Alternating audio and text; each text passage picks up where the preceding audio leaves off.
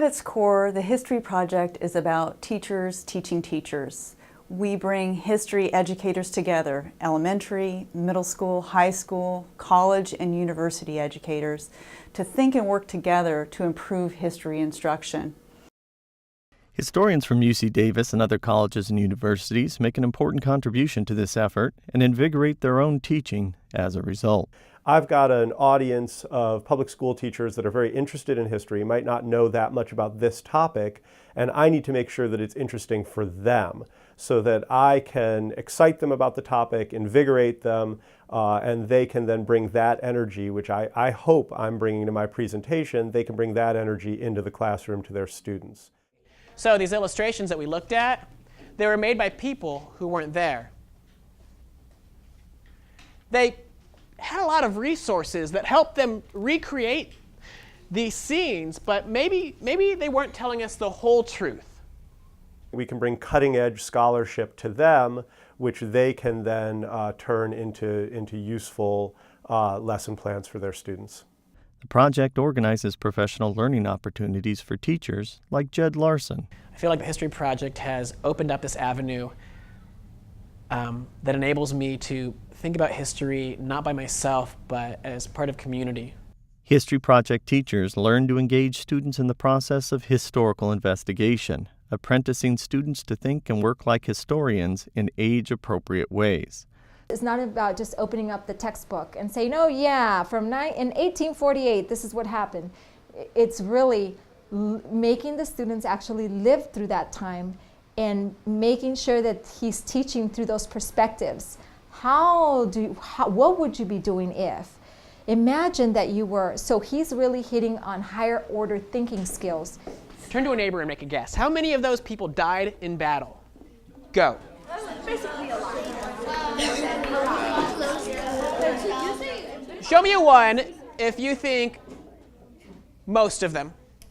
Show me a 2 if you think about half of them. Show me a 3 if you think less than half. Most of them didn't die from battle, those soldiers.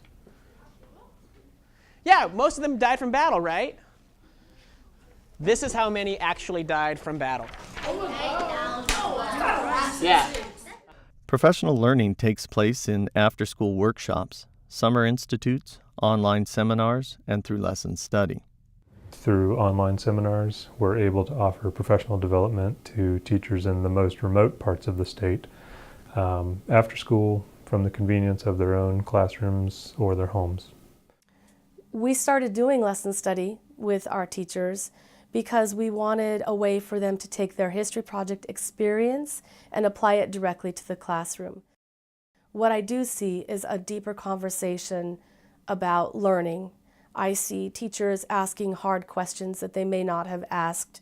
Even sometimes it's real simple, but when we have the opportunity to dissect one lesson, it really makes teachers aware that there's a lot more to creating a lesson than simply sitting down the day before you teach it and grabbing a question and grabbing some sources and having students do something and hopefully they learn something.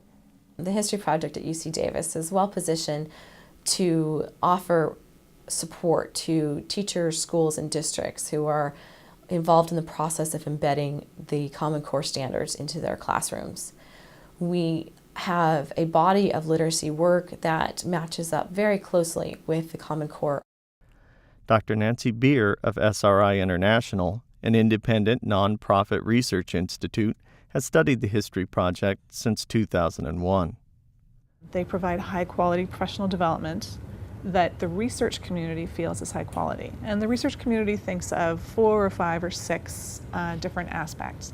One is that it's content-based. It's embedded in the subject, history.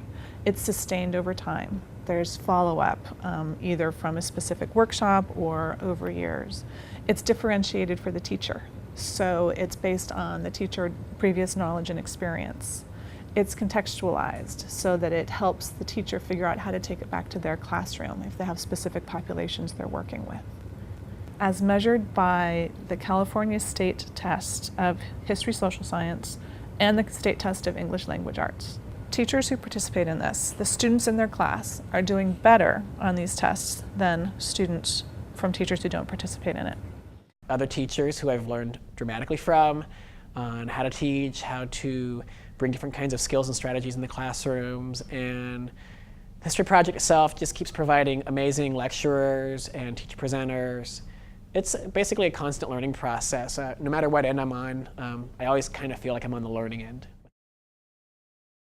The History Project at UC Davis, empowering teachers and their students.